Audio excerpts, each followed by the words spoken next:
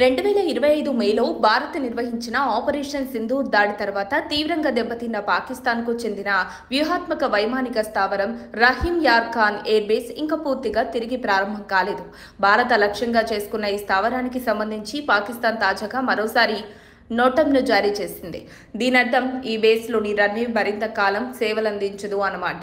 పాక్ వర్గాల ప్రకారం రహీం యార్ ఖాన్ ఎయిర్ బేస్ రన్వేపై మరమ్మతులు పనులు ఇంకా కొనసాగుతున్నాయి.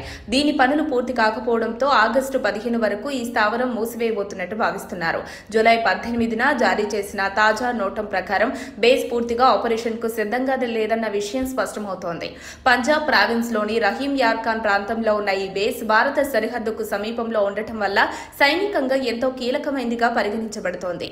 ఈ బేస్లో 01/19 రన్వే ఉంది. దీని పొడవు 3000 మీటర్లు.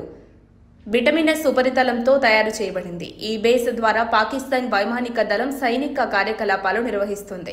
అదేవిధంగా పౌర విమానాలు కూడా ఇక్కడ నుంచి ప్రయాణిస్తుంటాయి. ఎందుకంటే షేక్ జాయద్ ఇంటర్నేషనల్ ఎయిర్పోర్ట్ కూడా ఇదే ప్రాంగణంలో ఉంది.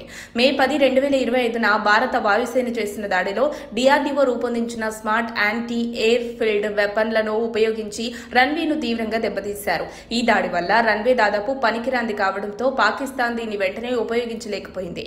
ప్రారంభంలో పాకిస్తాన్ దీనిపై మౌనం పాటించిన ఉపగ్రహ చిత్రాలు బహిర్గతం కావడంతో ఎయిర్బేస్ పునరుద్ధరణ పనులు ప్రారంభించాల్సి వచ్చింది. దాడి జరిగి 3 నెలలు దాటినా రన్వే మరమ్మతులు పూర్తవకపోవడం పాకిస్తాన్ పరిస్థితిని వెల్లడిస్తోంది. తాజా నోటం ప్రకారం రహీం యార్ ఖాన్ ఎయిర్బేస్ తిరిగి పూర్తిగా కార్యకలాపాలు ప్రారంభించేందుకు ఇంకా సమయం పడనుంది. దీన్ని బట్టి ఆ దాడి ప్రభావం ఎంత తీవ్రమైందో అర్థమవుతోంది.